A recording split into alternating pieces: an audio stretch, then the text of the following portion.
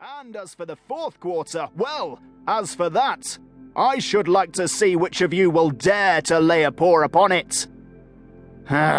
Grumbled the fox as he walked away with his tail between his legs. But he spoke in a low growl. You may share the labours of the great, but you will not share the spoil.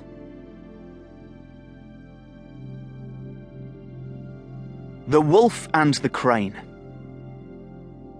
A wolf had been gorging on an animal he had killed when suddenly a small bone in the meat stuck in his throat, and he could not swallow it.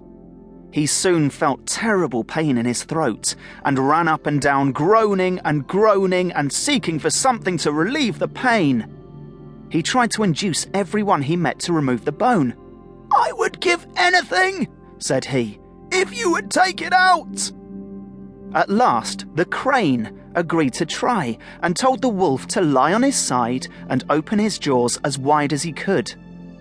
Then the crane put its long neck down the wolf's throat and with its beak loosened the bone till at last it got it out. "Will you kindly give me the reward you promised?" said the crane. The wolf grinned and showed his teeth and said, "Be content. You have put your head inside a wolf's mouth and taken it out again in safety. That ought to be reward enough for you." Gratitude and greed go not together.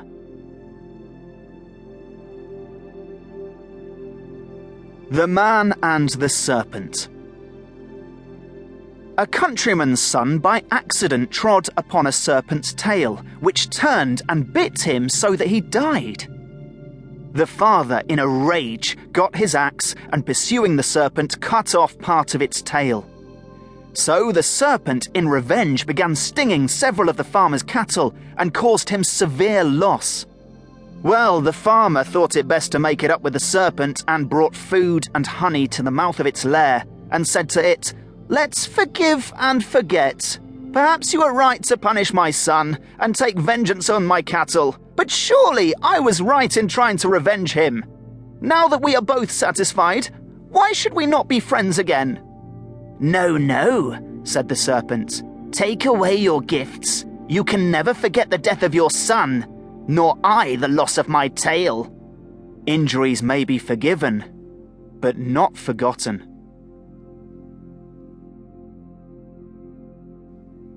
The Town Mouse and the Country Mouse.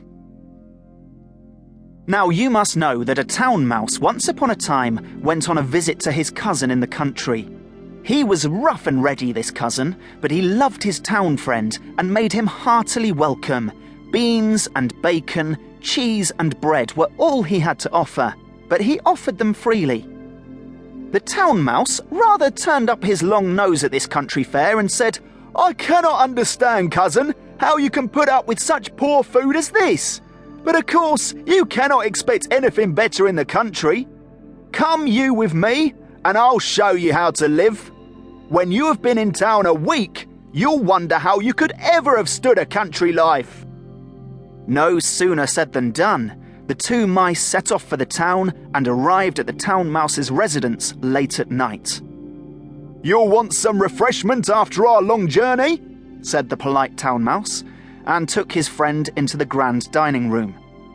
There they found the remains of a fine feast, and soon the two mice were eating up jellies and cakes and all that was nice. Suddenly they heard growling and barking. "What is that?"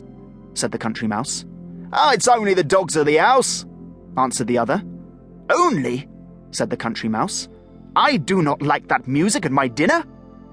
Just at that moment the door flew open, in came two huge mastiffs, and the two mice had to scamper down and run off.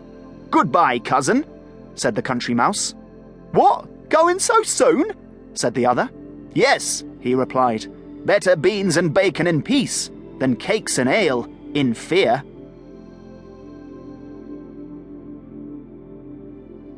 The Fox and the Crow.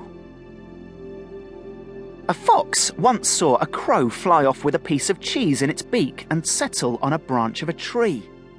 "That's for me, as I am a fox," said Master Reynard.